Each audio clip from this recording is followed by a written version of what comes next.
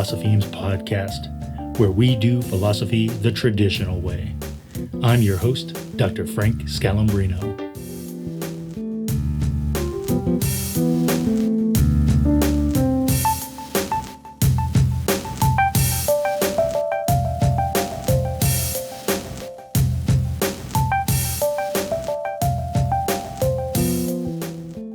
So grateful you're here. The Philosophemes podcast is proudly part of the Evergreen Podcast Network. If you're looking for excellent podcasts, you'll find them on Evergreen. Thank you for supporting and sharing this educational podcast. Any political or religious ideas discussed in this episode are solely for the sake of philosophical education. Everyone is welcome here on the Philosophemes podcast. All right. So this may sound complicated at first, but it's really not.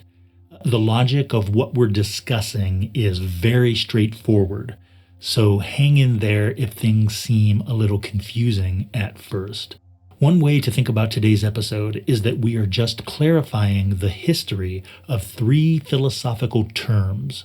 And in clarifying the history of those terms, we'll also see how these terms differ from one another. The terms are, of course, perception, apperception, and transcendental apperception. Before defining all three of these terms, let's consider the very specific place in the history of philosophy when the term apperception was invented and why it was invented. The philosophers involved in the movement through these three terms are Descartes and John Locke, followed by Leibniz, and then Kant. So, to contextualize this conversation, notice that the issue at stake between Locke and Leibniz is Descartes' theory of innate ideas. So, Descartes seemed to think that the mind comes with pre-installed ideas, so to speak. And Locke, using a metaphor from Aristotle, countered Descartes by claiming that the mind is a blank slate, or tabula rasa. In other words, Locke was claiming that Descartes was wrong, and that the mind does not come with pre-installed ideas. That's actually really straightforward. All right, so Leibniz then thought that Locke was wrong, but he wasn't simply defending Descartes against Locke. Rather, Leibniz advocated for dispositional ideas instead of innate ideas.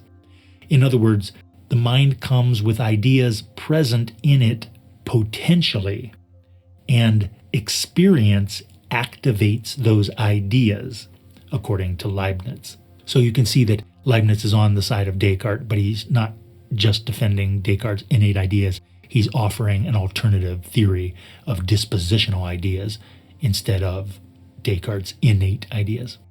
Just so we're clear on the dates involved, recall that Descartes published his Meditations on First Philosophy in 1640. Locke published an essay concerning human understanding in 1689, and Leibniz wrote new essays on human understanding in 1704. And interestingly, Leibniz had the following to say in the preface of his new essays, quote, "Locke's philosophy is closer to Aristotle and mine to Plato, although each of us parts company at many points from the teachings of both of these ancient writers.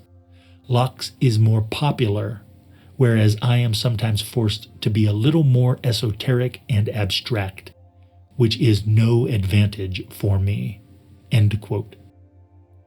Leibniz coined the term apperception in his new essays, and of course this is 1704.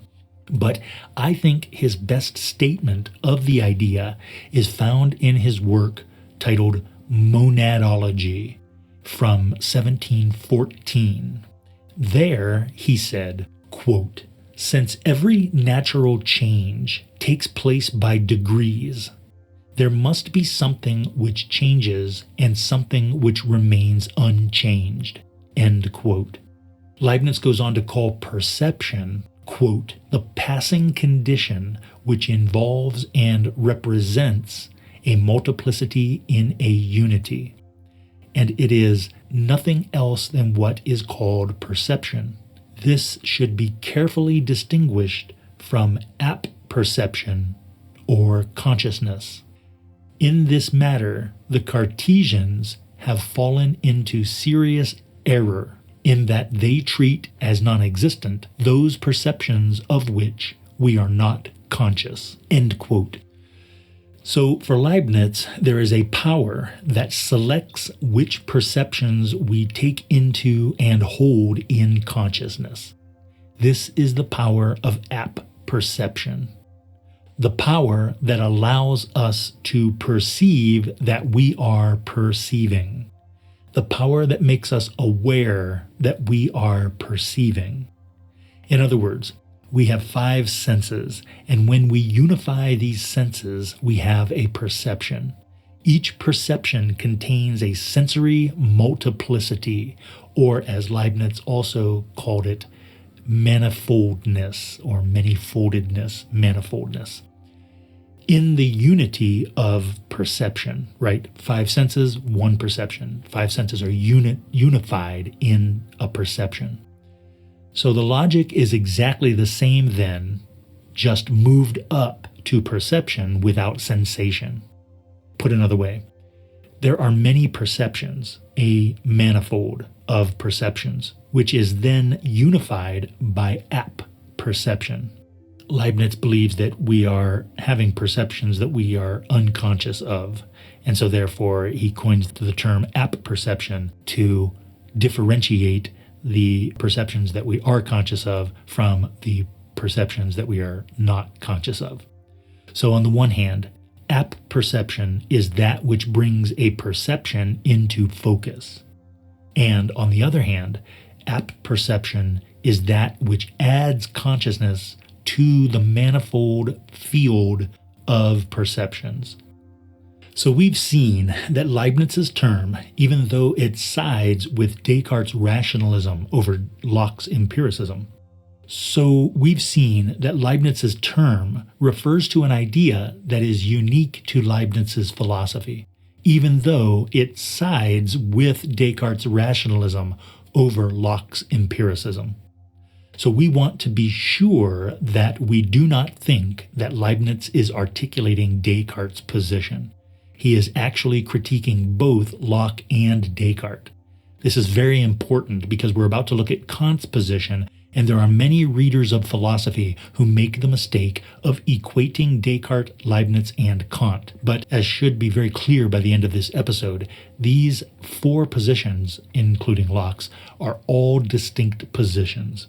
All right, so now Kant's position. What many people don't realize is that Immanuel Kant was originally a Leibniz scholar. In other words, Kant was a follower of Leibniz. And the way the story goes is that had Kant never read David Hume's writings, then Kant would have spent his philosophical career studying Leibniz. Luckily for us, David Hume's writings perplexed Kant out of his Leibnizian slumbers. 3 important writings for us from Kant regarding apperception. In 1781, Kant wrote the first edition of the Critique of Pure Reason. In 1783, Kant finished the Prolegomena to All Future Metaphysics. And in 1787, Kant finished the second edition of the Critique of Pure Reason. Recall then, Kant, in the Critique of Pure Reason, and for those of you who want chapter and verse, it is A 271 and B 327. Recall then, Kant, in the Critique of Pure Reason, explicitly articulated his philosophical position in relation to Locke and Leibniz. The key difference between them and Kant, as we shall see, is that Kant prefaced his use of the term apperception with the term transcendental. First and foremost, this signals to us that transcendental apperception differs from both Locke's empirical apperception and Leibniz's rational apperception. The key passage for us, then, comes from section 16 of Kant's second edition of the Critique of Pure Reason, in the section titled The Transcendental Deduction. What Kant has in mind here is that consciousness presents itself in discrete and distinct units across time. In other words, it is as if the relation between perception and apperception in Leibniz used a kind of spatial logic. For Kant, then, the relation between apperception and transcendental apperception uses a kind of temporal logic. What this means is very simple and straightforward.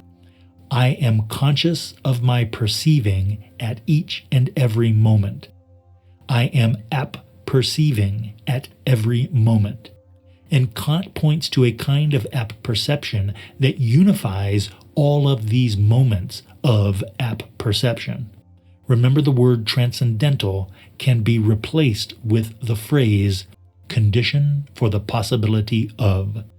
So this kind of apperception, according to Kant, is the condition for the possibility of knowing all the moments of apperception across time are my apperceptions. Thus, just as Leibniz's apperception is sometimes called consciousness, Kant's transcendental apperception is sometimes called self-consciousness. Let's consider a concrete example. I can easily distinguish that not only is the coffee mug I am experiencing now the same coffee mug I experienced last week, but also I can easily distinguish that I am experiencing this mug now and not some other object.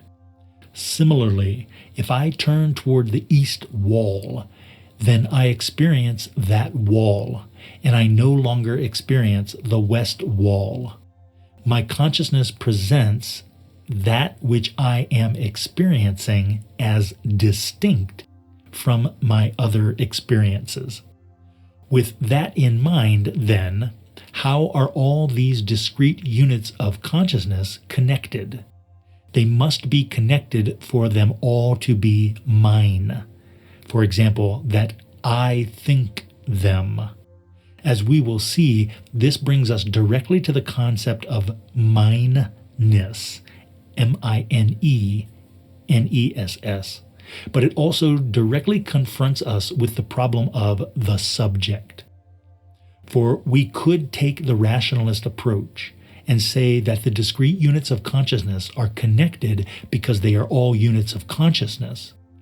This leads directly to the rationalist conception of the subject as a non-material substance. The empirical approach would be to suggest that the discrete units are connected to one another through the physical unity of the body, and this leads directly to the empiricist conception of the subject as organized physical body and its capacity for memory across time. Here is Kant's passage from the Critique of Pure Reason. The I think must be able to accompany all my representations, for otherwise something would be represented in me that could not be thought at all, which is as much to say that the representation would be either impossible or else at least would be nothing for me. That representation can be given prior to all thinking is called intuition. Thus, all manifold of intuition has a necessary relation to the I think in the same subject, in which this manifold is to be encountered. End quote.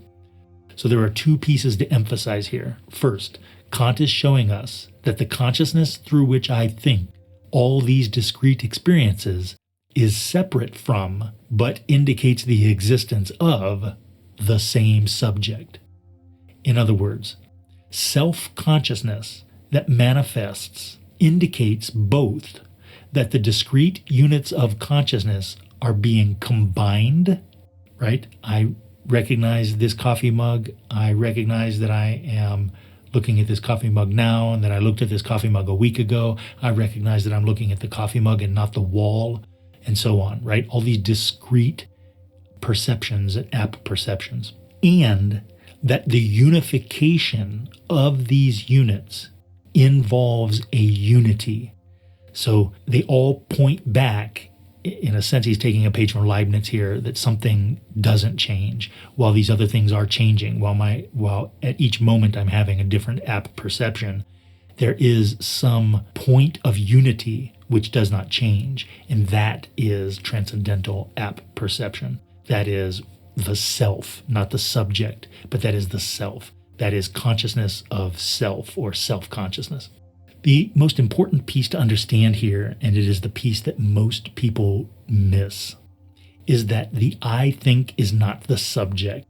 The I think is the self-consciousness that can be said to belong to the subject. The I think cannot be the subject, or the I think would fall back into the exact same problem, right? That the subject is the subject of each of the discrete units of consciousness or apperception. The self is the point of unity which makes each of the moments of consciousness belong to self-consciousness, belong to the self. In other words, regarding my discrete conscious experiences, some of those moments, but not all of them, will include self-consciousness. When I look at the west wall, it is possible for me to perceive that I am perceiving the west wall. But I can also perceive the west wall without perceiving that I am perceiving the west wall. I can perceive the west wall without a moment of self-consciousness.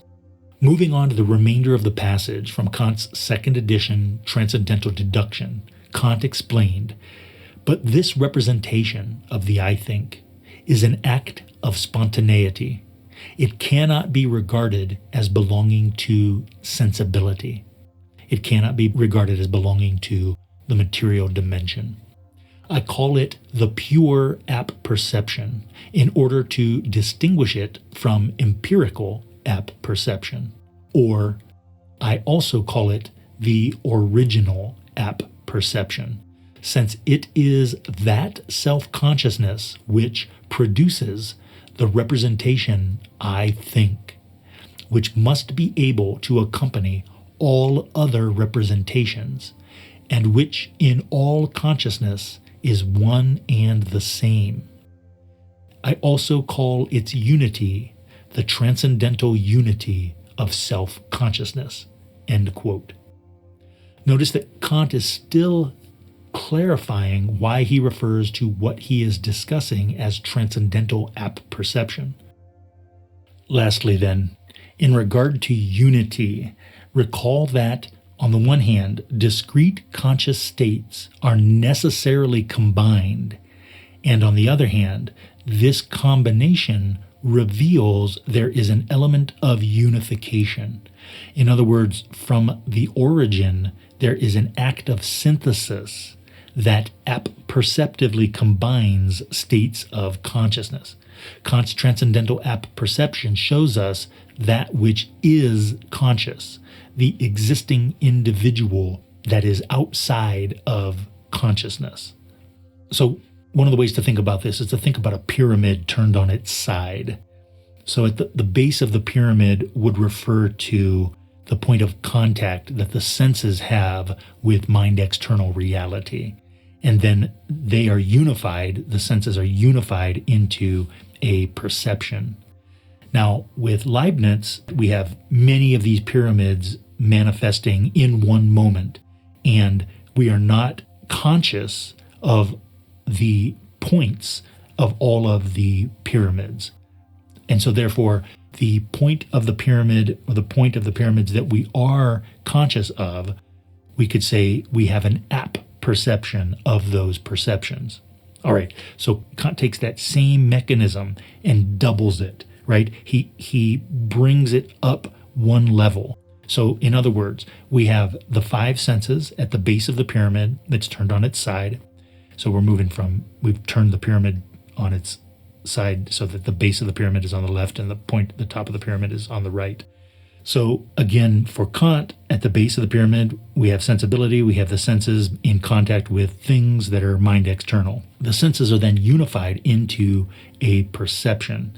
And the difference with Kant is that he has put this model into time. So instead of just a spatial representation, we have a temporal representation. So in each moment, we are conscious of some of our perceptions. In each moment, we have apperceptions. Then what Kant does is he takes all of these moments of apperception and he makes them the base of another pyramid laying on its side.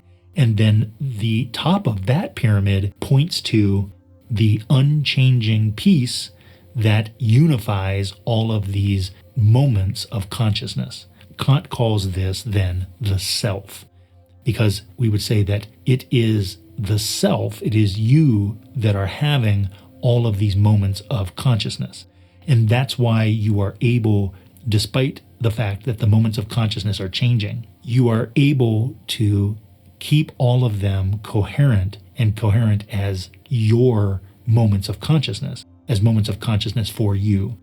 And that is because for Kant, this point of unity is the self. So we move up to the point of the pyramid and we say that's where the self is located. And then we go from the point of the pyramid back to the moments of consciousness in time. Then we say each of these apperceptions, each of these moments is filled with consciousness. And we can then recognize that there is a self that is conscious of each of these moments of consciousness. There is a self that is having each of these moments of consciousness. There is a self to which each of these moments of consciousness belong. So when we recognize this, then we have true self-consciousness, right? We have an awareness of the origin of this apperception that we call self-consciousness. So transcendental apperception then, that is the condition for the possibility of consciousness. We cannot have a moment of consciousness unless there is a self to which that moment of consciousness belongs. Otherwise, we would just have this sort of flowing, scattered moments of consciousness that are not connected or only connected empirically by way of being in the same body. And that would be perhaps just a state of constant dreaming.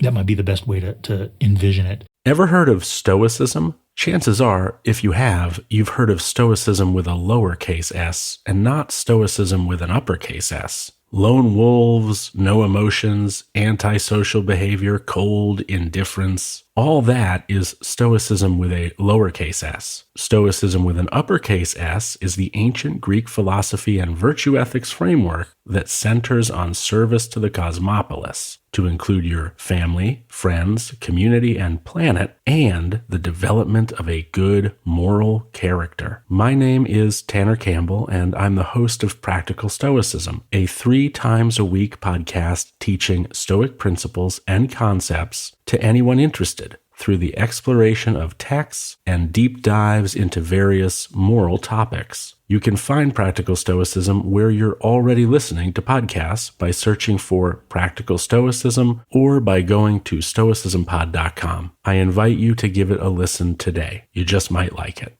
The last thing that I'll say about this is the transcendental piece, right? So the transcendental piece really refers to where we should ontologically locate the self. And for Kant, the self, because it is the point of unity for the discrete moments of consciousness, right? Because the self is that which unifies our various moments of consciousness, the self is not inside of any one of those moments of consciousness. It is outside all of those moments of consciousness as the condition for the possibility of the unification of those moments of consciousness. And so therefore, the transcendental apperception is an awareness of the being that you are that is outside of consciousness. It is the mind external reality that is you, right? So I'm going to talk about this in other episodes, but we get this idea of the thing as something that is mind external. And one of the ways in which the German idealists immediately critiqued Kant, and this is great for us because it identifies a truth for us, right? Is that one of the ways that the German idealists immediately critiqued Kant was by saying that Kant shouldn't call the self a thing, that the self has more dignity than a mere thing. And so what's important, we can debate about that. I mean, I agree with Schelling and Novalis and Hölderlin on this, but despite that, that's a separate topic, right? What we want to point out, what we want to take into consideration is that they all considered that Kant was thinking of the self as a thing. And we know that when Kant uses the term ding or thing, that when Kant uses the term thing, he is referring to something that is mind external. So the transcendental apperception is the being that is mind external. It is the existing self that is the condition for the possibility of having conscious experiences. You must exist in order for you to be conscious of your perceptions. Kant solves this puzzle by showing us, by locating us in relation to time that is filled with consciousness. Kant solves the puzzle by locating us in the transcendental dimension outside of consciousness as the condition for the possibility of having consciousness in any and all moments of our perceptions. And that is the puzzle of perception, apperception, and transcendental apperception. All right. We are posting videos on YouTube and X, selling books on Amazon, and you can see the Philosophemes in puzzle form on Instagram. I appreciate your questions and comments and your support of this open access educational podcast. I'm your host, Dr. Frank Scalambrino, and I'll see you in the next episode. This is Mark. And this is Wes. We'd like to tell you about Close Reads, a philosophy podcast where we comment on philosophy texts in real time. We give you the experience of reading very difficult verbiage without you having to actually do that. We cover the big names and the figures you've always wanted to know more about. And share our insights from 15 years running the Partially Examined Life podcast, downloaded over 50 million times. Join us on Close Reads.